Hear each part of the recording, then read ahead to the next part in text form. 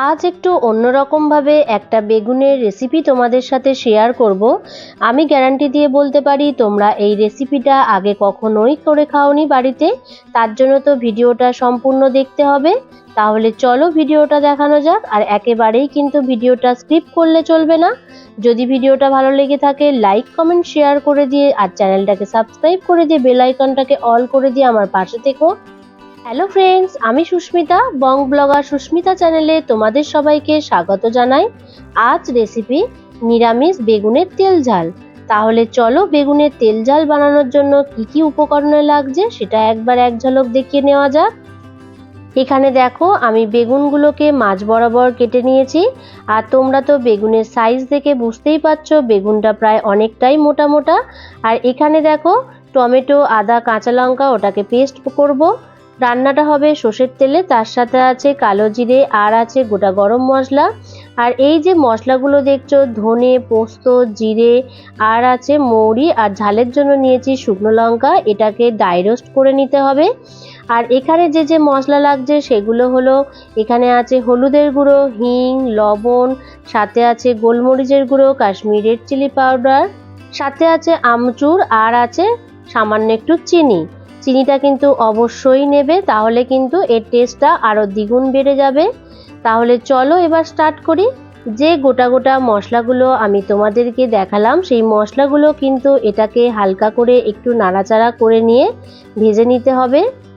এই সময় কিন্তু গ্যাসের ফ্লেমটাকে একটু লো করে রাখবে, না হলে কিন্তু মশলা পুড়ে যেতে পারে। এবার নিশ্চয়ই দেখে বুঝতে পারছো রঙের অনেকটা পরিবর্তন হয়ে এসছে। এবার এটাকে ঠান্ডা করে নিয়ে আমি ড্রাই রোস্ট করে নিয়েছি। এই মশলাটার জন্যই কিন্তু এই রেসিপিটা দুর্দান্ত লাগে। আর এই যা যা সমস্ত আমি মশলা তো আগে বলে নিয়েছি, এই ড্রাই রোস্ট করা মশলার সাথে আর এই যে মশলা বললাম সেই সমস্ত মশলা কিন্তু একসাথে আর কি মিশিয়ে নেব। আর এখানে আমি কাশ্মীরি রেড চিলি পাউডার ব্যবহার করেছি যাতে রংটা খুব সুন্দর আসে তার জন্য। আর তোমরা তো আমার ভিডিওতে দেখেই থাকবে আমি সব রান্নাতে কিন্তু কাশ্মীরি রেড চিলি পাউডার ব্যবহার করে থাকি। এখানে কিন্তু একেবারেই ভিডিওটা স্কিপ করলে চলবে না, তাহলে কিন্তু তোমরা কিছুই বুঝতে পারবে না। এই যে মশলাটা আমি বানিয়ে নিয়েছি সেই মশলাটা দেখো আমি বেগুনের ওপর দিয়ে দিলাম, দিয়ে কিন্তু এটা ভালোভাবে মিশিয়ে নিতে হবে।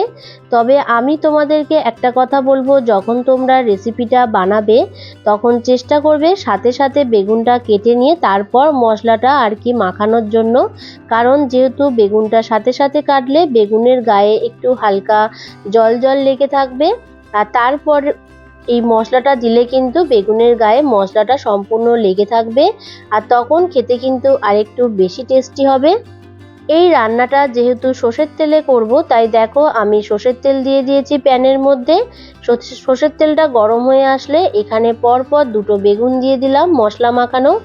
এই বেগুনগুলোকে এপিট ওপিট করে বেশ ভালোভাবে ভেজে নেব, তবে কিন্তু বেশি পুড়িয়ে ফেলবে না।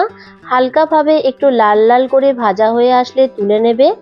তারপরে এখানে দেখো আমি একটা বড় প্যান নিয়ে নিয়েছি, কারণ যেহেতু এই বেগুনটা অনেকটা বড় তাই জন্য। আর এখানে নিশ্চয়ই তোমরা লক্ষ্য করেছো এই বেগুনটা কিন্তু আরেকটু গায়ে জল মাখিয়ে নিয়ে তারপরে কিন্তু আমি মশলাটা দিয়েছি।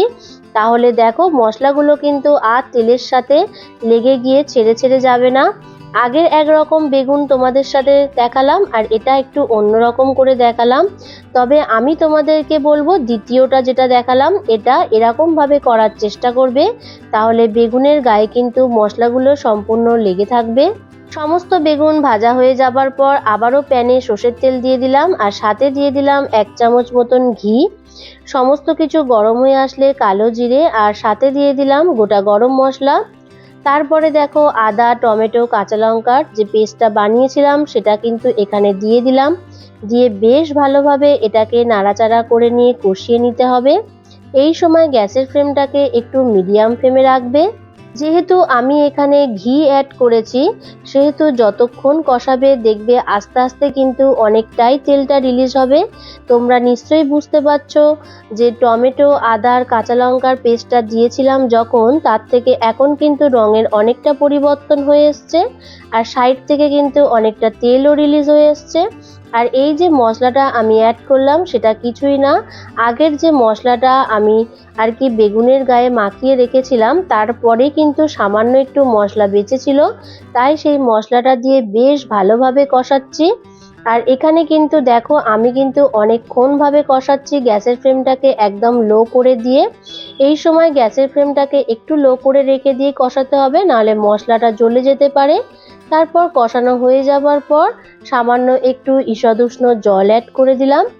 জলটা তোমাদের পছন্দ অনুযায়ী দেবে। আমি কিন্তু এই রেসিপিতে একটু গামাখা করতে চেয়েছি, তাই সামান্য একটু জল ব্যবহার করেছি।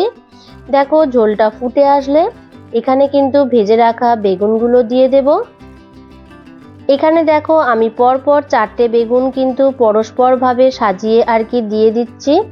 আর কিছুই লাগবে না, এই বেগুনগুলো দেওয়া হয়ে যাবার পর এর উপরে ধনেপাতা একটুখানি ছড়িয়ে দিতে হবে। আর যেহেতু বেগুন বেশিক্ষণ ফোটালে নরম হয়ে গিয়ে গলে যেতে পারে, তখন তো আর খাওয়ার স্বাদটা একেবারেই ভালো লাগবে না, তাই জন্য কিন্তু সামান্য একটু ফুটিয়ে নিতে হবে। আর বেগুনের উপরে যেহেতু হালকা মশলা লেগে আছে, তাই ধনেপাতার সাথে সাথে বেগুনগুলোকে দেখো একটুখানি গ্রেভির সাথে জাস্ট ভালোভাবে একটু চুবিয়ে নিচ্ছি, যাতে গ্রেভির গায়েও একটু মশলাগুলোও লেগে যায় আর বেগুনের গায়েও যাতে একটু গ্রেভিগুলোও লেগে আসে, তাই জন্য।